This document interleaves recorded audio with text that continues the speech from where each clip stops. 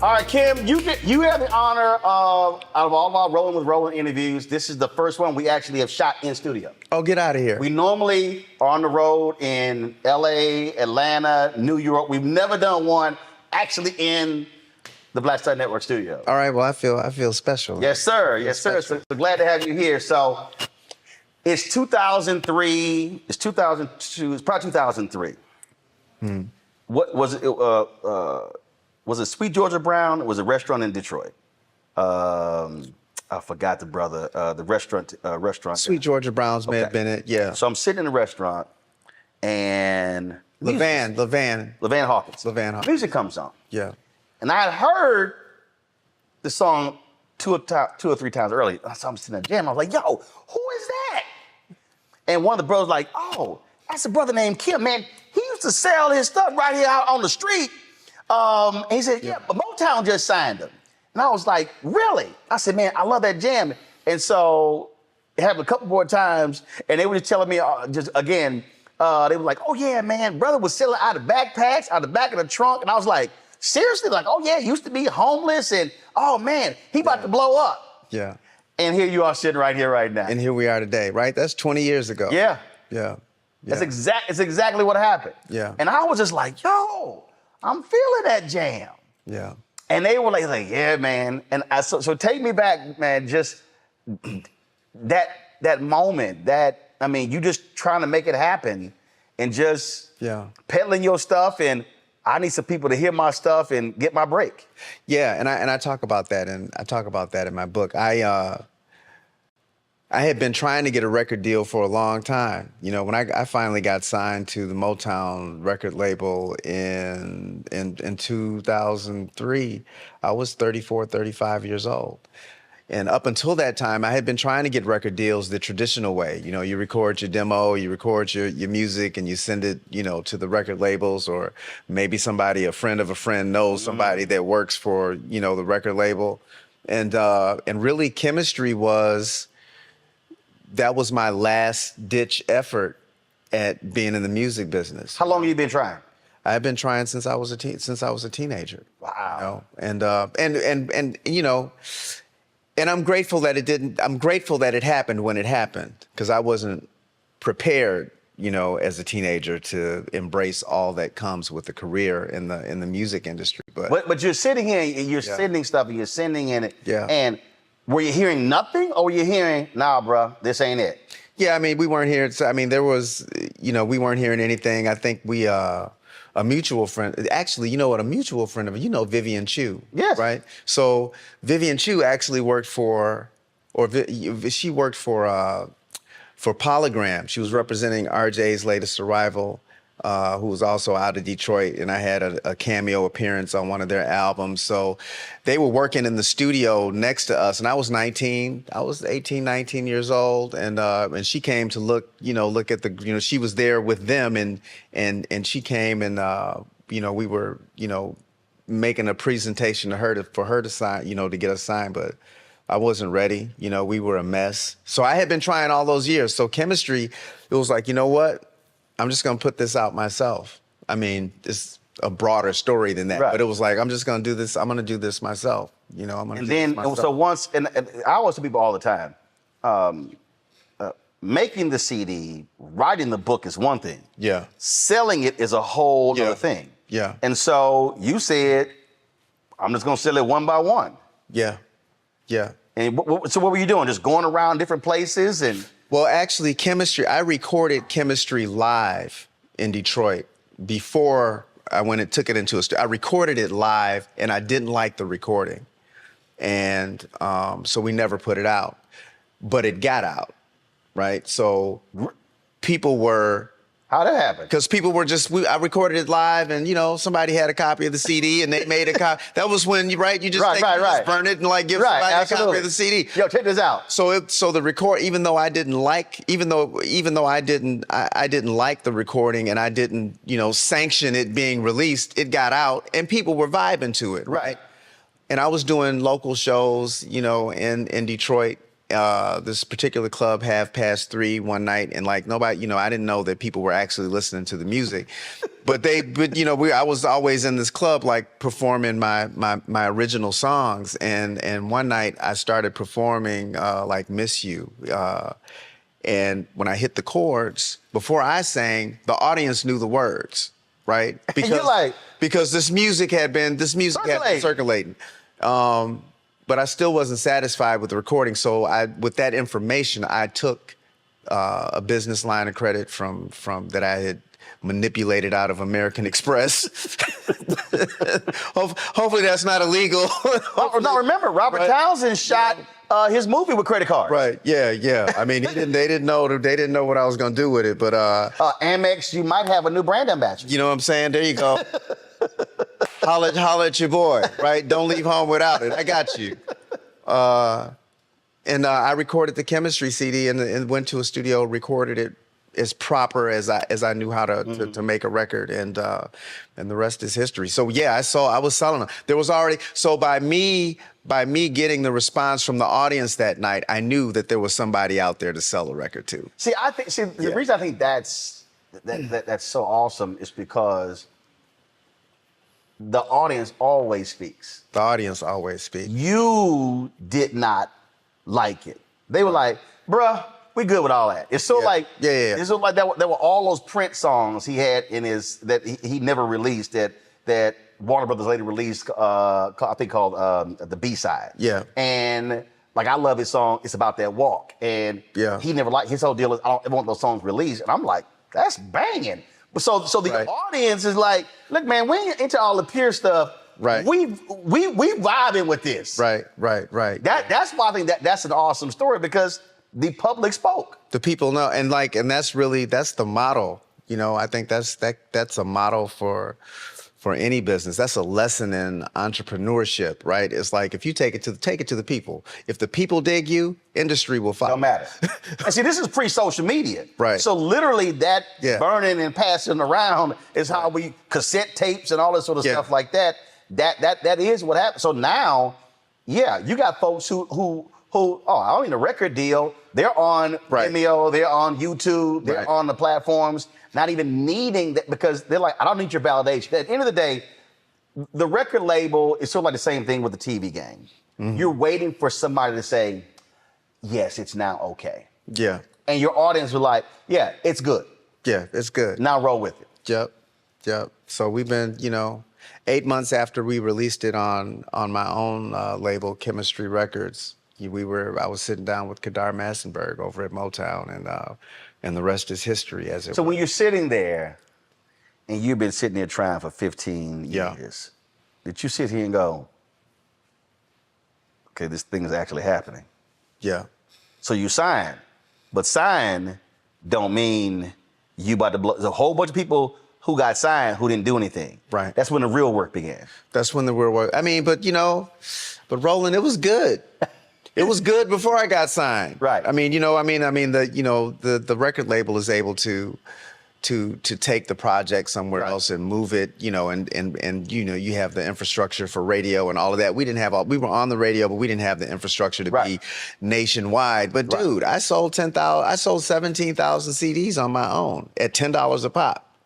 Not by myself. I had a great team. My manager then, Toya Hankins, was a great, Toya, she was a great partner, a great collaborator. But 10 times 17,000 is $170,000. So it was okay. You ain't got to explain to me. Right, I was going to published 5 books. Right. So it's like, people like, man, you published the book. I was like, this is the 3rd printing.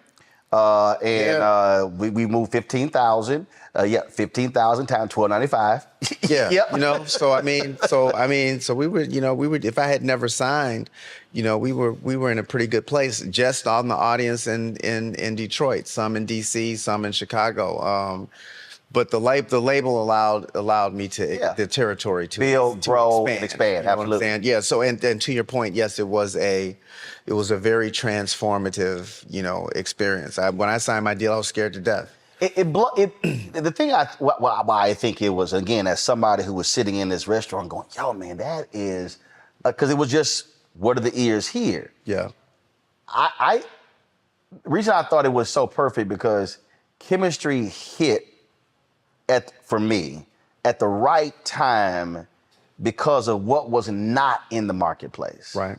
And it was just totally different. It wasn't people early on like, oh, this is like Al Jarreau. It wasn't old school jazz. It wasn't smooth jazz. It wasn't contemporary R&B. It literally was. It was to me a throwback to the balladeers, the Billy Ecksteins of the world.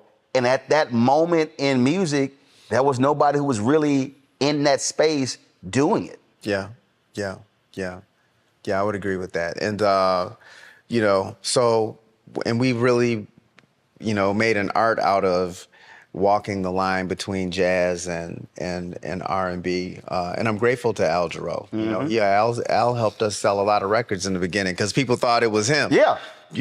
And so he helped with my discovery, so to speak. And, and I'm grateful for that. Absolutely. Yeah. Absolutely. Now, we all go through so many different things, and in your shows now, there's always a moment in your show, Charlie Wilson does the exact same thing. Yeah. Where no matter where you're performing, no matter who's there, you are going to take folk to church. Yeah. And you really make it clear to people what you've endured, what you have been through, and you want every single one of those audiences to know and understand that you're just not seeing a dude up here on stage and it all happened and everything was perfect. Right. And, and I've been doing that since the beginning. And actually, the seeds and the foundation for the work that I'm doing today was really founded upon the idea that I could use this platform, as really if I could be so bold to say it's like a secular ministry, right? Yeah. It's like I'm a secular artist, and I look at what I do as ministry. The music that you all hear comes from the culmination of all of these things that I talk about in the book. Look, somebody came to me one day and they said, "Oh man, you really need to be preaching." I said, "No, that's never gonna happen." They were like, "What do you mean?" I said, "Well, one day I was actually in prayer, and God said, I got enough people preaching. In 5 minutes of radio, you are speaking to more people than some preachers will preach to in an entire year. I need you exactly where you are." And that's really it. You don't know who is showing up at your show. You don't know who is sitting there, what they're going through, what they've gone through, what they're dealing with at that very moment. And so there were more people who were at your show at Constitution Hall or those 3 shows than at most churches in a weekend. So you can actually touch folk in a way other people cannot. That is using your gifts for his glory.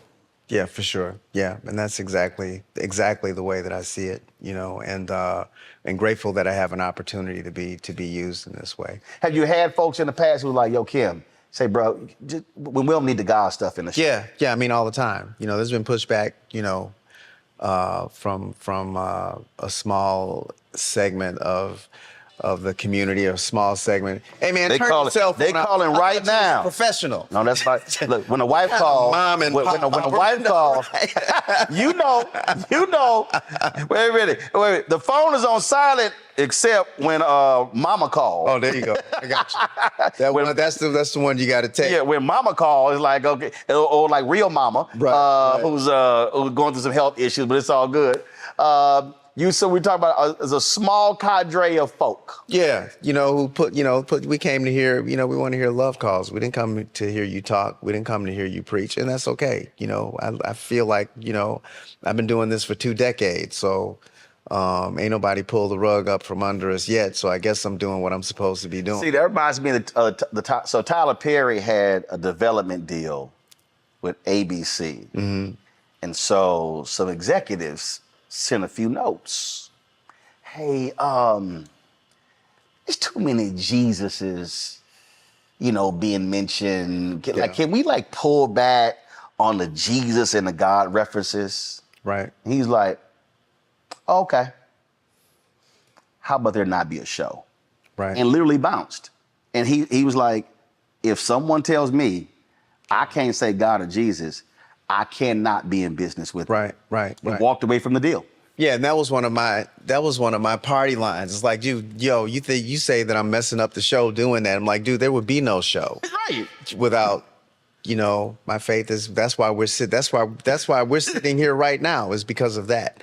It's the most important thing about me, and so I have no shame in sharing, particularly now in these days that we're living in, where we've got, I don't know, and just in this year alone, you probably know the answer, 119, 190, mass shootings, Yes. or whatever that Yep. whatever Yep. that number is. Yeah, we're approaching 200. One is too many. We're approaching right? 200. But I mean, it's over, and coming through the pandemic, which I believe was just a test drive, it's just all this stuff going on. So, I have to stay grounded in my faith, and I want to infect people with that, so they have something to hold on to, something to hold on to as we're going through these vicissitudes of life, as a people and as a nation, and as fathers and mothers and parents, and so it's like, I think that's the most important work that we can do.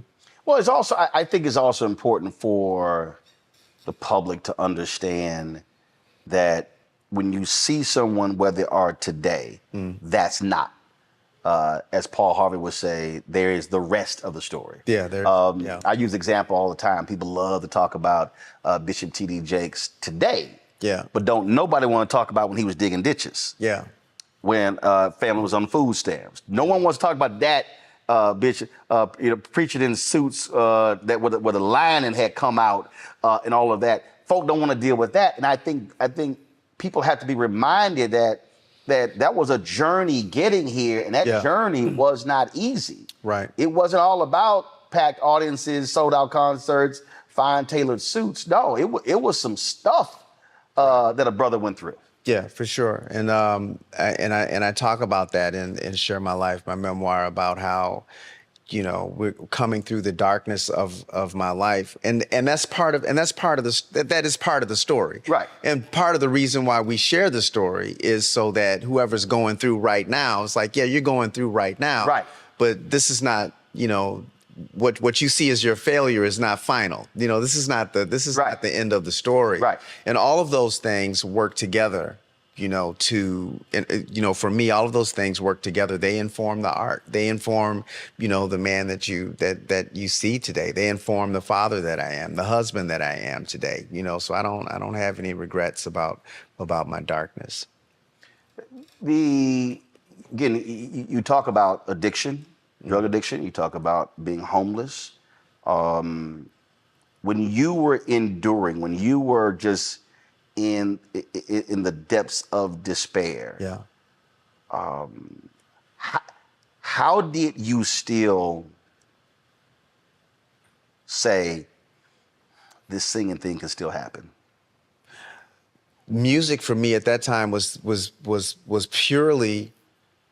I mean, there was a time when, I was adolescent, and I was in a band, and I was working with my friends, and we were writing songs, and we're fantasizing about being in the music business. And then as I shifted into active addiction and homelessness, and was out on the streets and separated from my community of folks, I was separated from them. And music became, the idea of having a career in the industry was a light at the end of the tunnel, but music was also extremely therapeutic. A lot of the songs that came, that were on the Chemistry album, those chord progressions, those were formed in the rescue mission in Detroit, the Salvation Army, so I was always creating, I was always, musing over melodies and So even in that, yeah, it's playing in your head. And because for others, many others, they would give up on those dreams. They would just go, look, they literally would succumb to whatever they were going through. Yeah. And would say, oh, that stuff will never happen. Yeah. July 23rd of 1990 was the day that I had my last drink or drug. And, I was sitting outside on the Detroit riverbank, looking at the Ambassador Bridge this way, the Detroit Renaissance Center the other way. You've been there, and wondering what happened to my life, and I gave up on, that was the night of my surrender, and I gave up on my idea. I gave up on the idea that I could that my problems could be solved with the same thinking that brought those problems into existence in the first place. So you're sitting there. Yeah. Trying to nurse a can of King Cobra, I'm sure you don't know anything about King Cobra. I'm familiar. I've seen the commercials. as someone who's never drank in my life, yes, I'm familiar with. Plus being an alpha, the colors are black and gold. Yeah, there you go.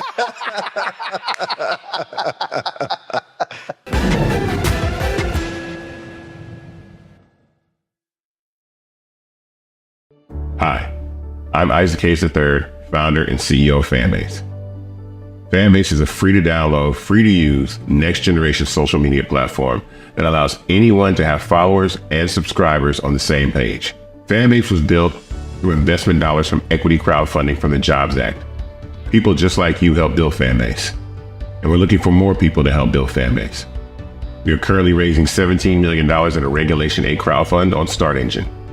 We've already crossed $2.1 million, but we're looking to raise more capital from people just like you that deserve the opportunity to invest in early stage startups without having to be accredited investors. So right now, I'd like you to go to startengine.com/fanbase and invest. The minimum to invest is $399. That gets you 60 shares of stock in Fanbase right now, today. And then use Fanbase to connect with friends, grow your audience, and be you without limits.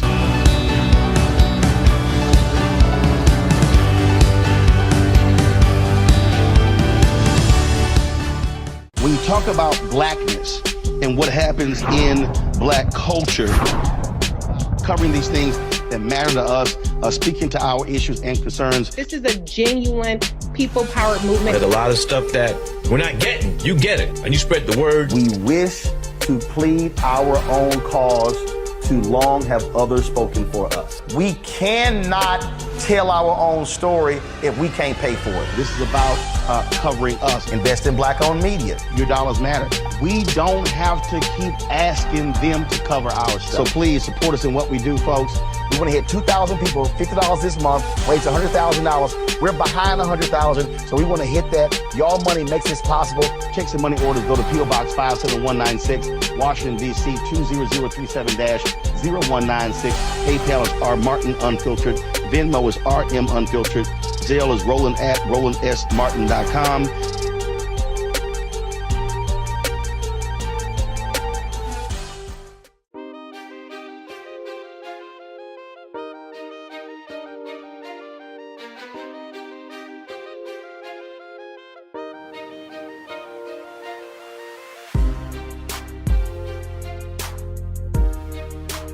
So you're sitting there. Yeah. And what did it just? Was it a voice? Did it just hit you, or? I was just tired. I was tired, which didn't mean that I got up the next. Which didn't mean that that was the night of my last drink. But it didn't mean that I had a plan or I knew what to do. In fact, it was the exact opposite. I didn't know what to do, and that's. But you knew. I can't pick that up. I came to a place where I could no longer see living with drugs and alcohol or living without them. What am I going to do about that? I don't know. I don't know what to do about that. Right? So when I could admit that I didn't know what to do about that. But I don't know what to do about that I keep repeating the dude, there's an ad, when the student is ready, the teacher appears. I don't know what to do about that. And God is like, are you done? So you're done now. Right. And then literally like the heavens are around the conference table like he's done. Like, you done? I think he's done. Are you done? Like, can I do this now? Right. You finished doing it? Exactly. It's sort of like when you go through divorce. Yeah. I remember I stopped praying because I was married previously for 6 years. I stopped praying for God to save the marriage. And I said, God, just open my eyes to see, ears to hear. Yeah. And it was like, I'll take it from here. Yeah. Because we really think we can fix it. Yeah. We really think that we are in such control that we can think our way through it. We can figure it out. When in reality, we need to have that source to call upon and literally surrender. Yeah. Yeah. And I think that is the remedy, you know,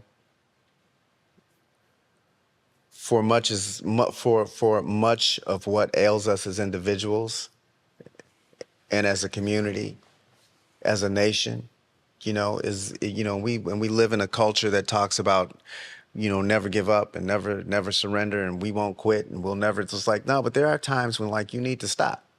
Yeah. Right? Yeah. There are times when you need to say, you know what, maybe I don't need to be in charge. Well, it's like when you said you were tired. Yeah. I mean, when you have gotten to the point of, like, I've pushed myself to exhaustion 3 times. Yeah. And literally, it will knock you on your ass and go, you done now? Right. And you literally, you can't do anything. You're just, and that is surrender. Yeah.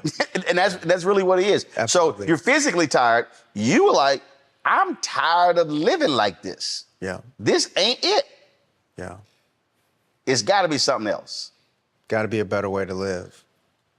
So when July 24th hits, and then 25th and 26th, what are you seeing and experiencing?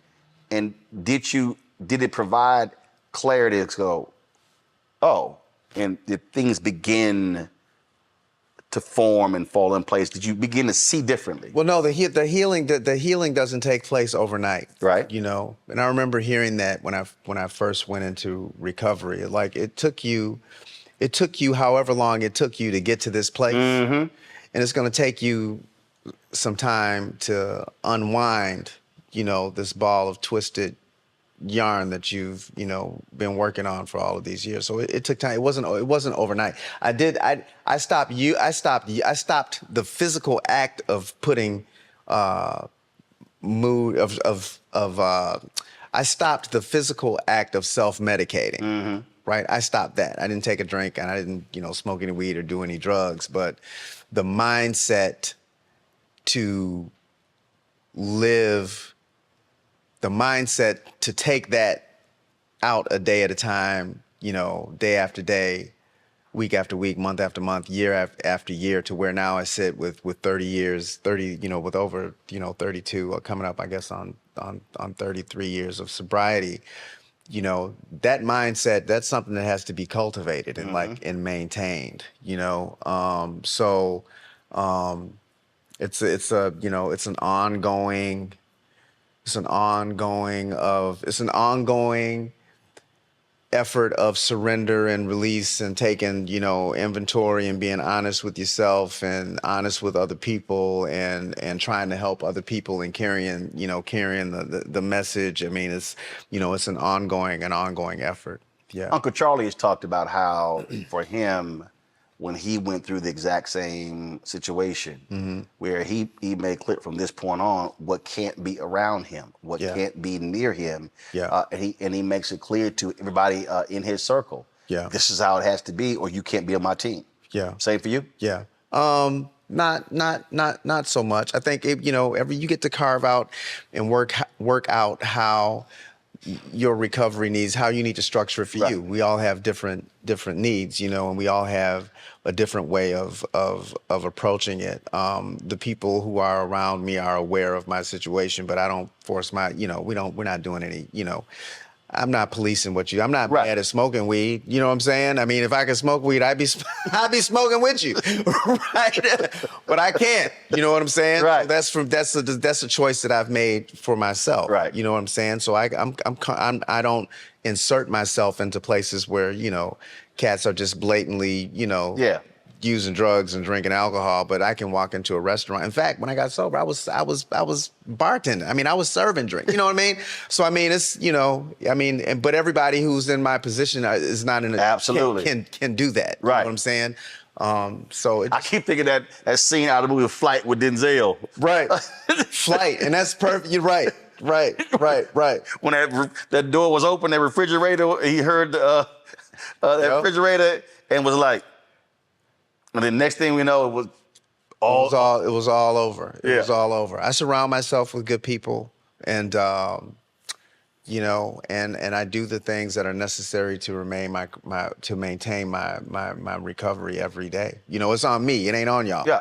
See, that part right there, when you say surrounding myself with good people, I don't think people really understand how crucial that is. Yeah. And not just when it comes to trying to maintain sobriety. I think it's also important when you're trying to go somewhere and you're trying to build something, and the people who literally are in your circle, who are around you, they have to mean something. And like there are people who I've had in my past. I'm kind of like, nah, they can't be with me. Yeah, they can't. I don't want their spirit around me. I don't want, and they can be mad talented. Yeah. But no, it's but something. Nick, once you turn the corner on once you become intentional and purposeful about what it is you're trying to do and where you're trying to go, like a lot of them people just fall off. Oh yeah, they just fall off. I mean, you don't even have to write. You're not even write that whole. That mindset is not even around. When I ran the Dallas Weekly, Jim Washington was a publisher. It was so funny. Jim said, he said, Mr. Martin, why is it certain people in this building start trembling when you walk in? I was like, that's what happened when light rolls in with darkness. Right. He started laughing, and it was literally, and I said, Jim, these people gotta go. I said, and I can't coexist with them, and they cannot coexist with me. Right. And you're right. When you start, and you look, I absolutely believe in spiritual connection. I absolutely believe in discernment. But I tell folk, I said, hey, if you pick up on that and it sends a signal, I don't need you around me. I'm perfectly fine with that. Yeah. And people who, you know, and if you're not interested in getting high, people who are, if you stop getting high, the people who like to get high with you don't even want to be bothered with you anymore. Right? We're not doing the same thing. Yeah. We're not even in the same place. Absolutely. Yeah. Absolutely. Yeah. And as you signed with Motown and you begin just the grind and the build and going. I think about, I'm so mad too, because I had my backpack stolen here in DC and a hard drive with a bunch of the video was on. So you wanted to join a cruise. Yeah. And I think back early on, so I'm looking at the concerts now and I'm seeing you moving, how you going. And I never forget, you were on stage at the piano.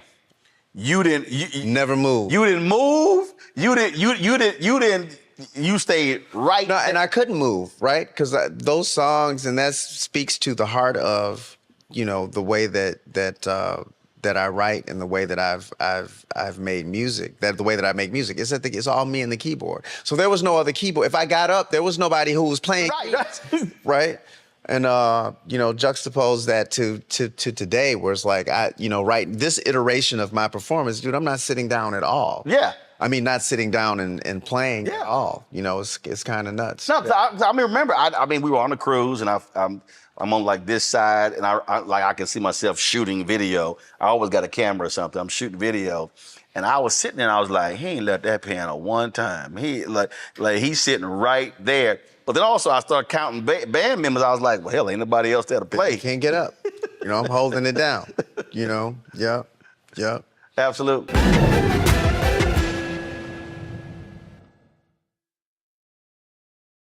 What's up, y'all? Look, Fanbase is more than a platform. It's a movement to empower creators, offering a unique opportunity for everyday people to invest in Black-owned tech, infrastructure, and help shape the future of social media. Investing in technology is essential for creating long-term wealth and influence in the digital age. The Black community must not only consume tech, we must own it. Discover how equity crowdfunding can serve as a powerful tool for funding Black businesses, allowing entrepreneurs to raise capital directly through their community through the Jobs Act.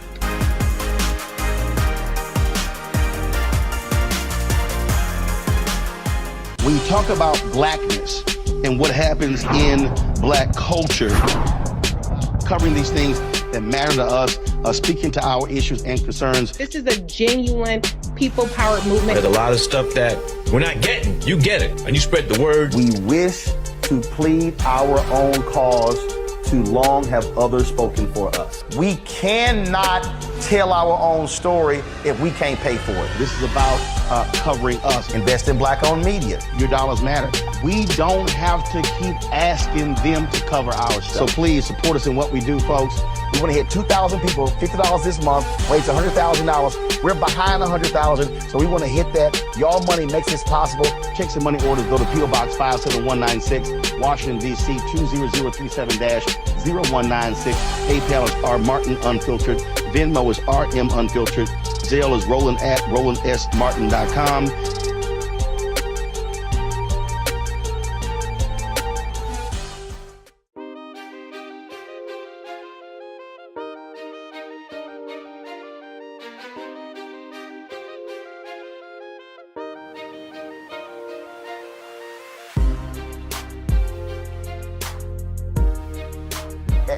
As you've built, as you've gone from one album to the next, as you have performed and performing with others, how has that growth been for you to keep evolving and keep redefining who you are? Obviously, look, being in the pocket, this is my style, this is my music, but understanding one has to still maintain relevancy over a 20-year period. For sure, yeah.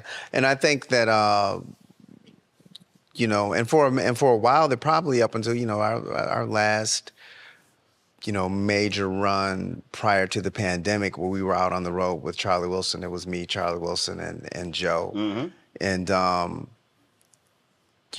I kind of felt like I was getting complacent. I felt like we had oversaturated the market, and I took myself out of the marketplace for a while. And I realized that a lot of my career and a lot of the work I had taken for granted. I mean, the music is we ain't never had a problem making great music. We make great music. Right. But all the stuff that goes, around with it, goes along with it about maintaining, relevancy. Like I was still making good music, but it was like, what is the next iteration? Yeah. Of Kim? We've been playing the same songs the same way for the last decade and a half. It's like, what else? I started to feel like is this all that there is? And if you wanted to, you could just stay right there. And we could have stayed there and done show, and it could have just been like that, and we, you know what you're going to get when you come to a Kim show and it's this. It's like, right. Oh, but how do I want to continue to get better. Because I remember I was in Houston. I left the Breakfast Club. I remember I FaceTimed you. And I was like, yo, man, when the new stuff coming out? Yeah. You were like, we working on it. Yeah. And we working on it. I think when Maxwell stepped away, it was like for 8 years. Yeah. And he was like, I need to step away. Yeah. To come out with something I need to go through some stuff, go through some life experiences that will then help me create what it is I want to do next. Yeah, yeah. So we went a long way towards, collaborating with some folks. And everything always starts with the Kim song. It's like it starts with me. I think that has really been key. It's been instrumental to longevity, is that, I came in not sounding like anybody else. I should continue to not sound like anybody else. Right. You know what I'm saying? But there were places where I saw that, we could do a remix, with Wiz Khalifa, on a song that was already a number one for 7 or 8 weeks ahead of me, right? Kim and Snoop Dogg? Yep, Kim and Snoop downtown. We got Rick Ross on the record. There were collaborations that made sense. Revamping the show. Revamping the way that I present myself on stage and working behind the scenes with choreographers and the visual. All of that. So to maintain relevancy and still be at the top of my game. I don't want to do this if I'm not at the top of my game. you know, I don't want to do this if I'm not continuing to grow, if I'm not continuing to, you know, to evolve. Then there's no point in doing that. What do you make of, because I've seen you open, I've seen you close. Yeah. And there are a lot of folk who they trip when it comes to that. Yeah. And I've seen some artists, no, I absolutely have to close. Yeah. Lionel Richie told me this when B.B. King passed away. I interviewed Lionel Richie, and he said they were like here in D.C. and it was B.B. King, the Commodores, and Earth, Wind and Fire. Commodores, Earth, Wind and Fire were banging out hits, and they were arguing about who was gonna close.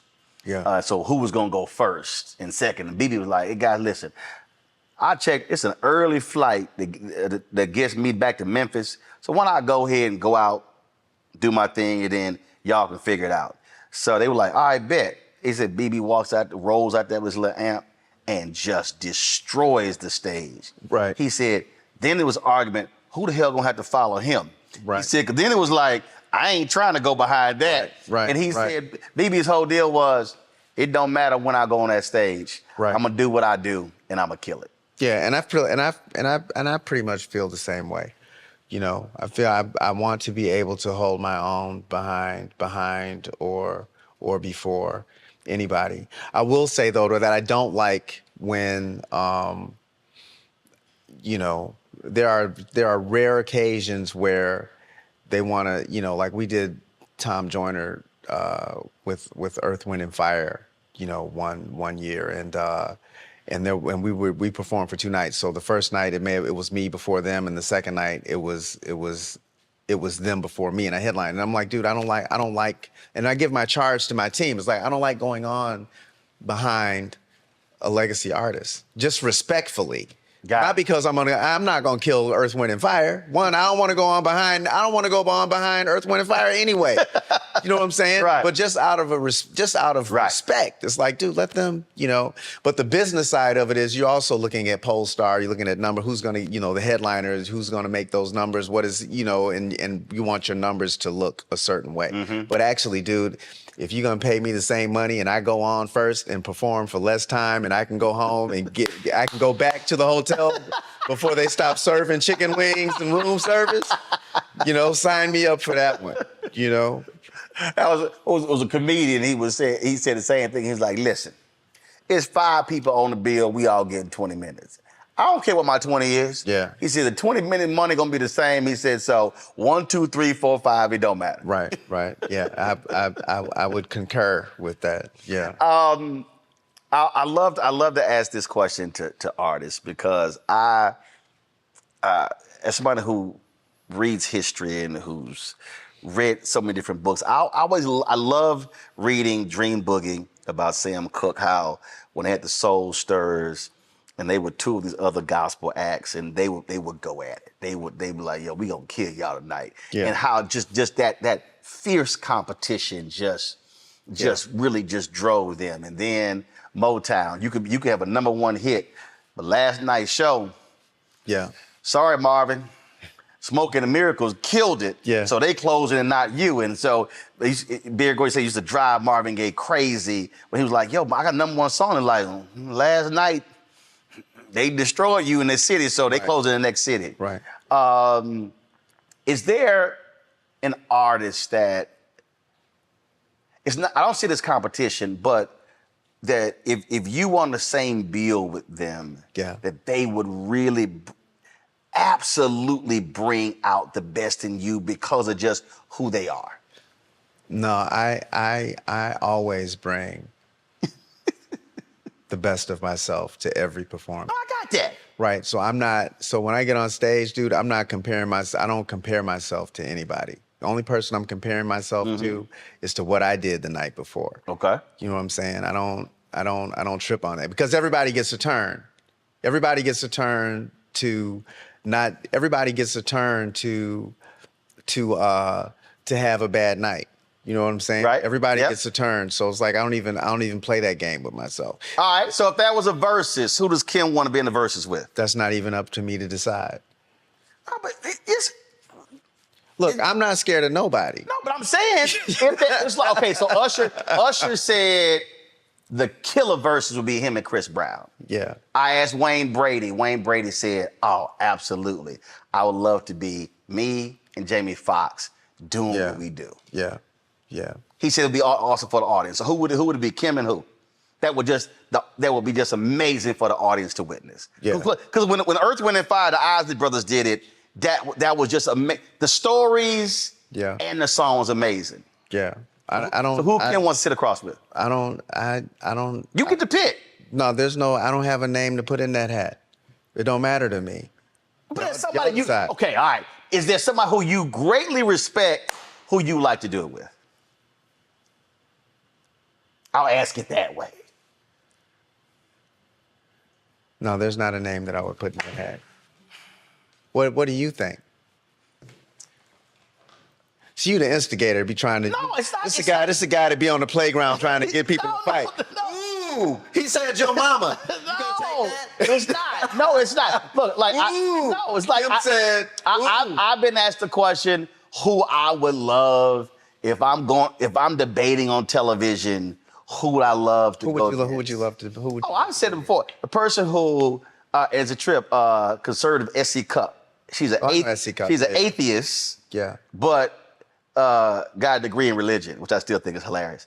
And so, because we've been on before, and she's gonna bring it, and it's not going to be easy to defeat. So I love what she brings. Yeah. And so I was like, yeah, I said that would be it. I respect that. Yeah. Yeah. So I'm trying to think who, if there was you know what? And if you think of it, then you call me and let me know. Eric Benet. Okay. I think again. That's interesting. I haven't heard that. I've listened to. I got all your music. Yeah. I got nearly all his music. Yeah. And I look at styles. I look at just how people operate.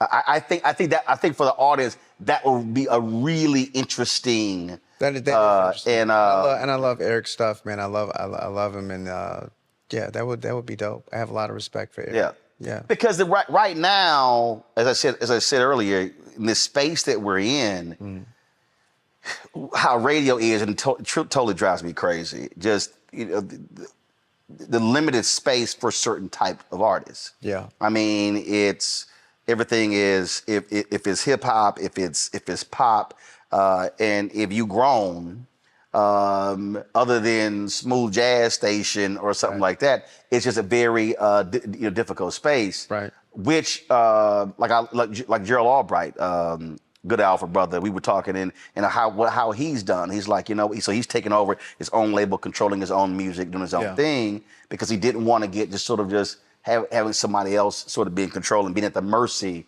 of all you hear on typically what's on radio. Yeah. And I think I also think that's why social is so great now, because there's no barrier now between you and your fan base. Right. And so you can keep doing you, and your fans are still going to be there. Right. You're not dependent upon that other machine out there to have to drive who hears your stuff. Yeah, that's true. Like we have your fan base, my people have access to me directly, through social media, and that's a wonderful thing to be able to share with them and give them, a peek behind the curtain of my personal and professional life has really been one of the blessings of social media.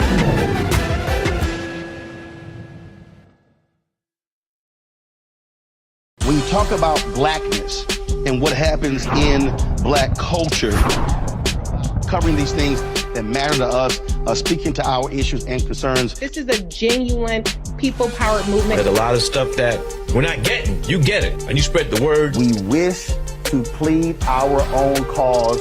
Too long have others spoken for us. We cannot tell our own story if we can't pay for it. This is about covering us. Invest in Black-owned media. Your dollars matter. We don't have to keep asking them to cover our stuff. So please support us in what we do, folks. We want to hit 2,000 people, $50 this month, raise $100,000. We're behind 100,000, so we want to hit that. Y'all money makes this possible. Checks and money orders go to P.O. Box 57196, Washington, D.C. 20037-0196. PayPal is R Martin Unfiltered. Venmo is RM Unfiltered. Zelle is Roland at RolandSMartin.com.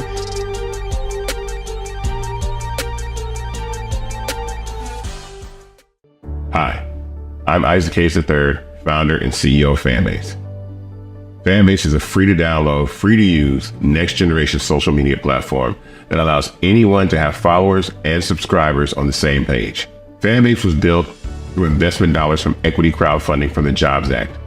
People just like you help build Fanbase, and we're looking for more people to help build Fanbase. We are currently raising $17 million in a Regulation A crowdfund on StartEngine. We've already crossed $2.1 million, but we're looking to raise more capital from people just like you that deserve the opportunity to invest in early stage startups without having to be accredited investors. So right now, I'd like you to go to startengine.com/fanbase and invest. The minimum to invest is $399. That gets you 60 shares of stock in Fanbase right now, today. And then use Fanbase to connect with friends, grow your audience, and be you without limits.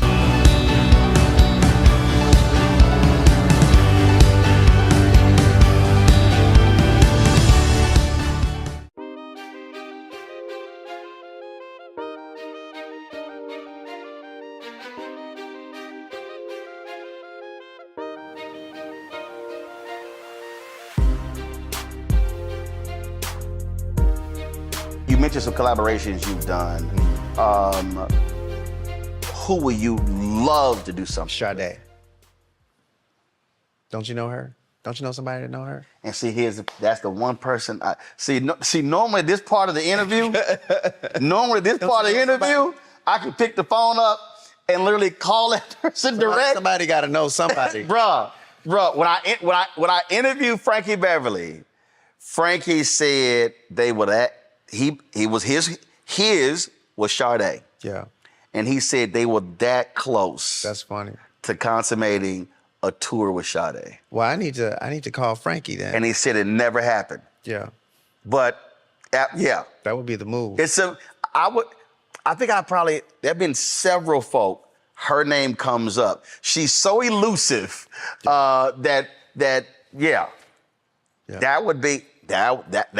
would be a tour. Yeah, Murder, She Wrote. That would be This is Murder, She Wrote. that would be a collaboration. Yeah, or just a record. We don't have to tour. I'd love to tour. But why? What is it about? It's just a record, huh? What is it about? What is it about? What is it about her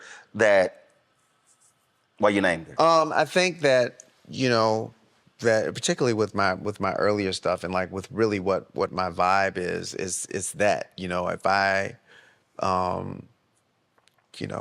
there's a part of me that feels like the male counterpart musically, to Sade. It's like that vibe. It's that music that you put on and you ride to it, or you clean the house to it, or you make love to it, or you know what I mean? Mm-hmm. And your kids can listen to it. Yep. Your kids are vibing with it, just classic, elegant, top shelf, well-written, poignant lyrics, it's complex. The music is complex, but it's simple. Right, complex. You know Yep. It's simple. You know what I mean? It's not a whole lot of stuff. Everything in the music, everything in the show, it means something. Yeah. See, I love how Sade can come out and then disappear. Right. And then all of a sudden, and it's not like, oh, well, we forgot about her. When she comes back, oh my God, Sade's back. And she comes back and disappears. And comes back as herself. Yeah. Just comes back, it's beautiful. Nothing extra. Look don't change, not coming out. Yeah. Clothes in the hair is like, okay, I'm back. Yeah. I'm gonna do what I do. Yeah. So put that word out. Come on, girl. Yeah, that's right. Look, hold on. Look, which camera? What One camera right was here? that? Is this one right here? Come on, girl. Look right to that camera right there. Sade, we looking for you, girl. Come on, let's get it. Let's get it. Let's get it. Holler at your boy. Let's do one. I got one for you now. Look. Yeah. Oh, you got something you already Yeah, we got holding in your pocket. I got him. Yeah. All right, I'm gonna put the word out. I don't know who. I'm gonna find somebody.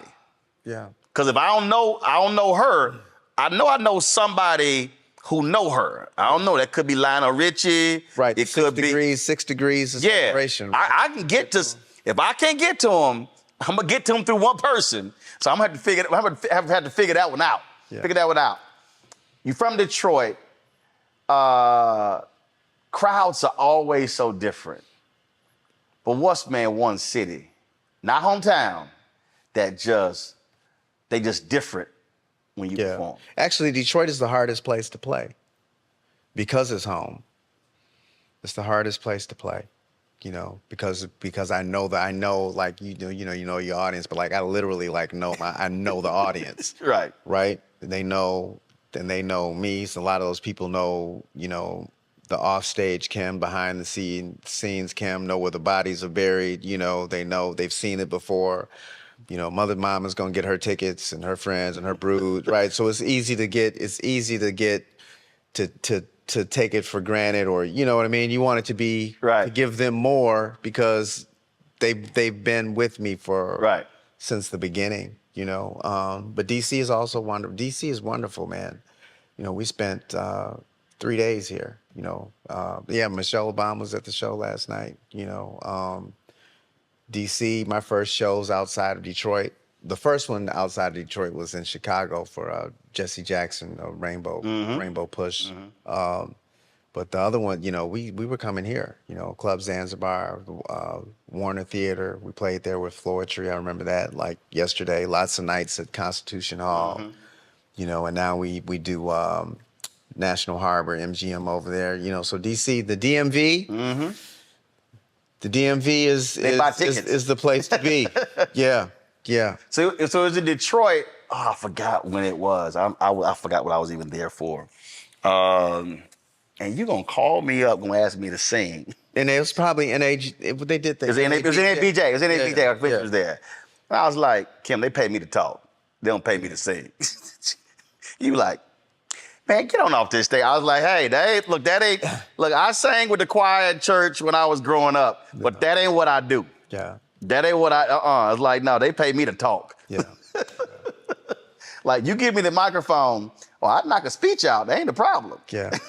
Just tell me how much time I got. And we appreciate you for that. And I thank you for always, over the years, man, just really, being so gracious to me, man, and taking time and supporting the music and hitting me up every once in a while when you're out and about in the streets and you FaceTime me real quick and say hello and drop in. It means more than you know, and I appreciate you. Not a problem. Not a problem. Yeah. Not a problem. Yeah.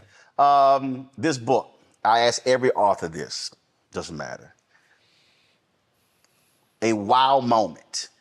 A wow moment. A moment when they were writing it, they were researching that even they went, wow, I forgot about that, or man, that was crazy. What was your wow moment putting this book together? I had the perfect collaborator in David Ritz, who's written. I'm literally reading the first. I'm literally reading his Aretha Franklin book. Yeah. He was like the perfect collaborator for this because his sensibilities to music. Because he did Ray Charles, Marvin Gaye. Very good friends with Billy Preston. Yeah, Lenny Kravitz. Of course, while you're talking, I'm laughing because when his Aretha book came out, Tom Joyner had him on the show. Yeah. My phone rings. Roland, it's Aretha. You got Tom's phone number?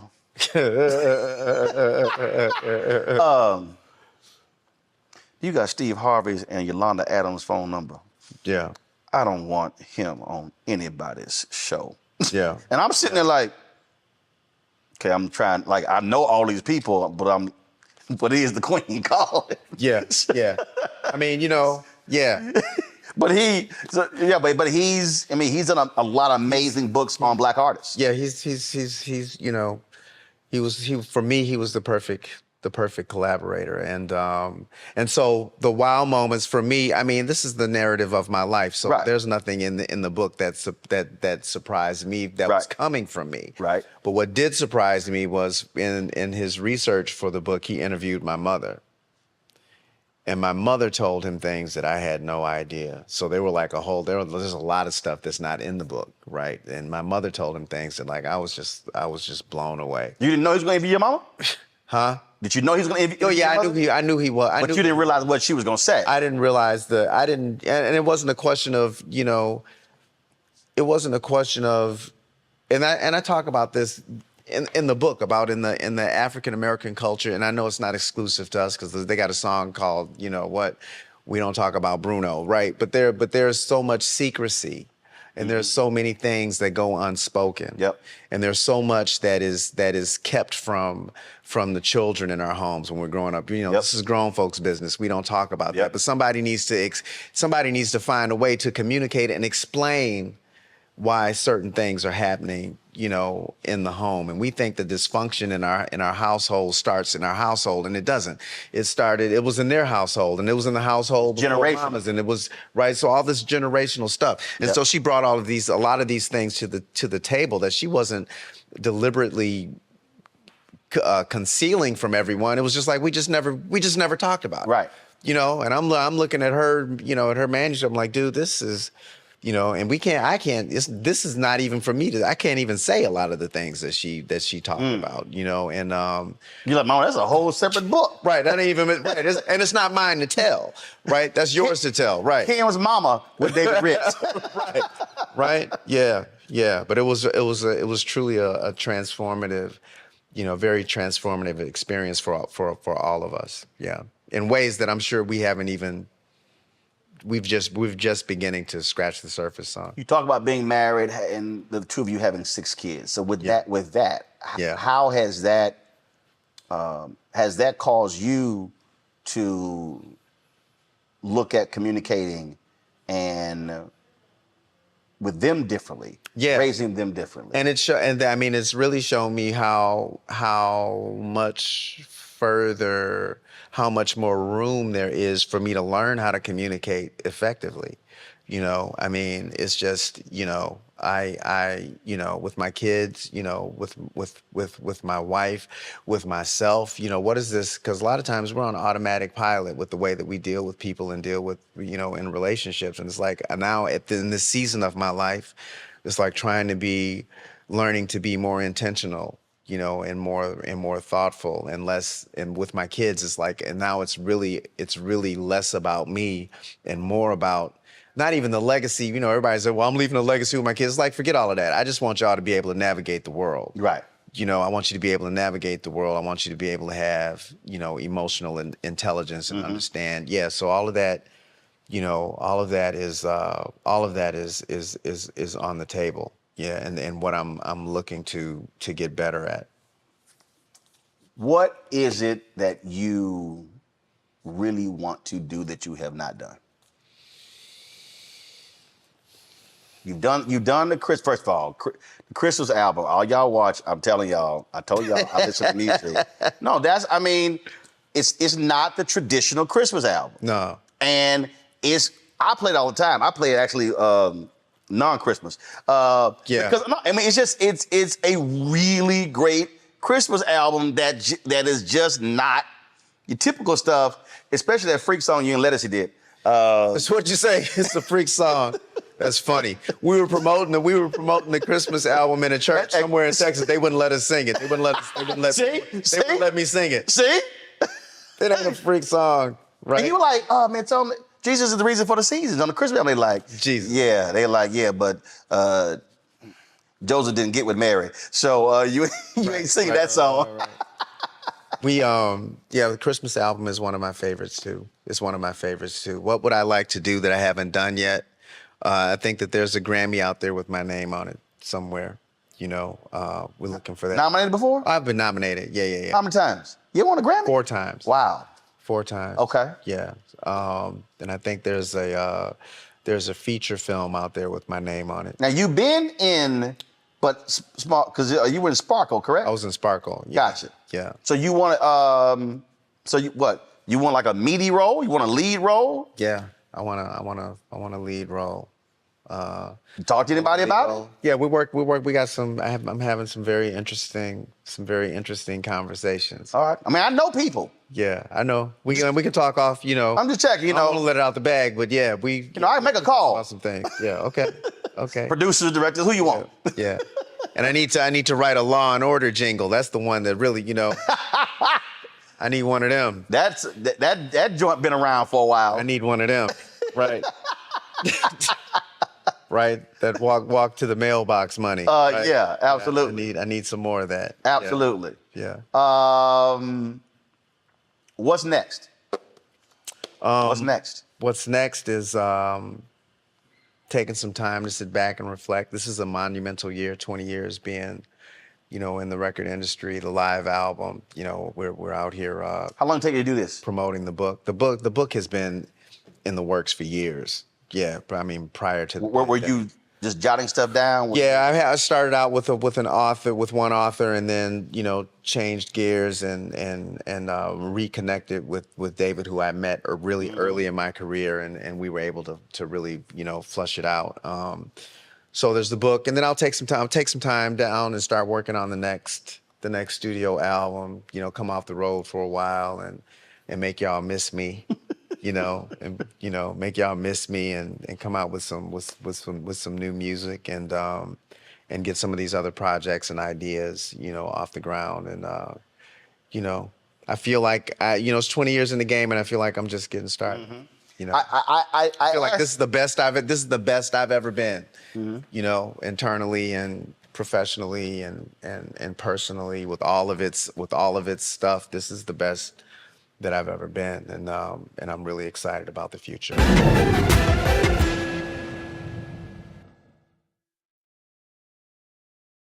Hi, I'm Isaac Hayes III, founder and CEO of Fanbase. Fanbase is a free-to-download, free-to-use, next-generation social media platform that allows anyone to have followers and subscribers on the same page. Fanbase was built through investment dollars from equity crowdfunding from the Jobs Act. People just like you help build Fanbase, and we're looking for more people to help build Fanbase. We are currently raising $17 million in a Regulation A crowdfund on StartEngine. We've already crossed $2.1 million, but we're looking to raise more capital from people just like you that deserve the opportunity to invest in early-stage startups without having to be accredited investors. So right now, I'd like you to go to startengine.com/fanbase and invest. The minimum to invest is $399. That gets you 60 shares of stock in Fanbase right now, today. And then use Fanbase to connect with friends, grow your audience, and be you without limits.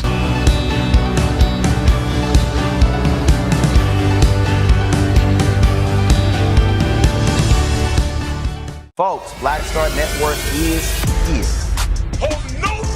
I'm real revolutionary right now.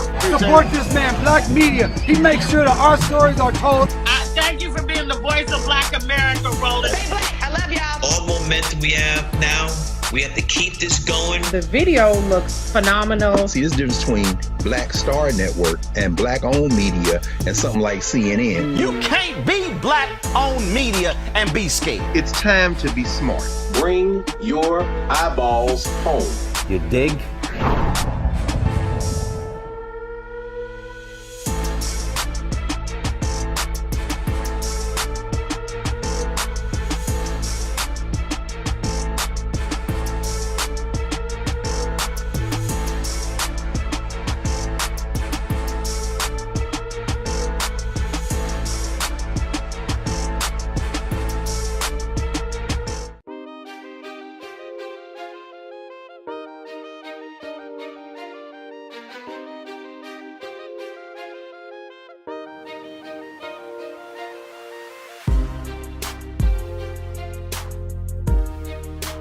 I asked this of all songwriters. John Legend says for him, he treats songwriting like it's work, where he goes to the studio, it's his briefcase, goes in, it's 9 to 5. Will Downing said, what hits me inspires me. He was like, I interviewed once, he said, man, I had wonderful sex with this woman. I got up and wrote a song. I was like, I bet she was pissed off you just got out of bed. So everybody has their different style. Yeah. What is your songwriting style? It has to be a season of, like, I know I'm about to go into a season of writing. And that's where I'm going through all of these sketches of songs and my. So it's not like it's in my phone. You hear something. Oh, I saw a woman I saw, this elderly couple on a bus, and they were sharing an apple and having a conversation, and he let her, he helped her up from her seat and helped her get off. Like, no, that never happens. right. Because there's some cats I've interviewed. They were like, absolutely. They said, right. They'll be in the middle of a conversation and go, hold up, and just start writing stuff down. Yeah, that never happens for me. No. I have to be intentional and purposeful about, not about necessarily writing, but about showing up to write, and go downstairs into my room and really just, noodle around and revisit ideas, and then flush out what the next album is going to be. So how's that? Are you just literally writing? Or it's the music first. It's the music. It's everything is. And then that's this is how this makes me feel. All my songs are about how this makes me feel. That's where the music is where it starts from. And actually, when I started writing, it was like people would send me music and I would write lyrics to it. I'm inspired by the music. Yeah, I'm inspired by the music. So whatever that beat, that melody, whatever that is, that then. If it captures me, I can put something to it. Yeah. And then that's one song, and then you build upon that. Usually it's the hook. Usually it's the hook first. I'll have the hook. I'll know what the hook is. I'll have the hook, and then I'll build around the hook. I don't even know what the song, what it is, what shape it's going to take until it's done. It's interesting you say that, because I don't write speeches. Yeah. And literally, if I'm speaking to a group, I don't even care what I don't even look at their theme. I look at the group, I look at who I'm speaking to, and I'll come up with, because I've read newspapers, I'll come up with the headline. So basically the name of the speech. Mm-hmm. And I'll come up with the name of the speech, and I'll literally start, I don't write anything down. Mm-hmm. I just, once I have that, everything else just flows. Right. Doesn't even matter what, and it's interesting because I've always said, first of all, writing is like music, it's rhythm. Like you read a great book, like you're reading it and you're just breezing through it. It's like listening to a great song. Mm-hmm. Listen to a horrible song is like reading a horrible book. You can, I'm serious, you can read a book and you like.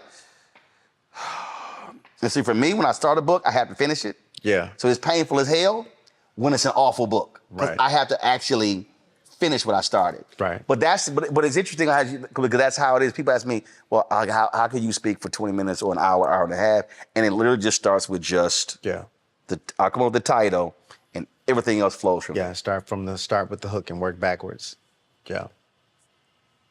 And are you physically writing, or are you talking to a recorder? I am talking into I'm talking into a recorder. But when I'm done, I write it all down. Got it. And by hand. I write it down by hand, and I'll eventually type it into the thing. But I write it. I like to write on a legal pad and write it and see it, and turn the pages and all that stuff. What was the absolute easiest song that flowed out of you? The easiest would have been. The easiest would have been a song called "Pray for Me," and Randy Bolin, my guitarist, we'll be in the studio, and lots, and it's nice when that happens. We'll be in the studio and he'll start playing. I'm like, "What is that?" And he'll say nothing. I'll say, "Play that. Keep playing that," and then we can flush that out pretty. That sounds like Aretha. She was the Shoal Creek band. It was like, hold up, do that again. Right. It just came together. It turns into a whole thing. What was, out of all your songs that people will know, it was the hardest to finish and to complete? The hardest to finish would have been Can You Feel It? Can You Feel It from Intimate? I think that's the Intimacy album. Why? It just... You know, I sang it for a long, I was singing it for a long, I was just trying to, you know, that whole album, the Intimacy album was a very, you know, I called in, it was the first album where I called in a producer, Rex Rideout. You know, that's the one with Share My Life on and all of that. Because I bought a Steinway piano and it changed the way that I wrote songs. I was usually writing the songs on a keyboard, and it changed when I got and I had written, you know, a lot of That's how the Steinway sounds. because the piano singing on top of a Rhodes and singing on top of and singing and recording with the piano were like, it's not the same thing, you know. And so and the writing had changed to the point I was writing songs that were beyond my ability to produce on my own. And you knew it. I came to that, you know, I had to admit that, you know, these songs, it was like, dude, these songs are bigger than you. These songs require something else, you know. They were beyond my skill set to produce on my own. So you needed somebody else to take over. Why Would You Stay? My first Grammy nomination. Why Would You Stay? I had tried to record it, and I was never going to use it. It was never going to see the light of day, ever, ever. Right? It was on a shelf. And I called Rex in to help me work on the album. And he heard it and he said, you know, if you let me, he said, let me take this back to, he's on the West Coast. Let me take it back to Los Angeles.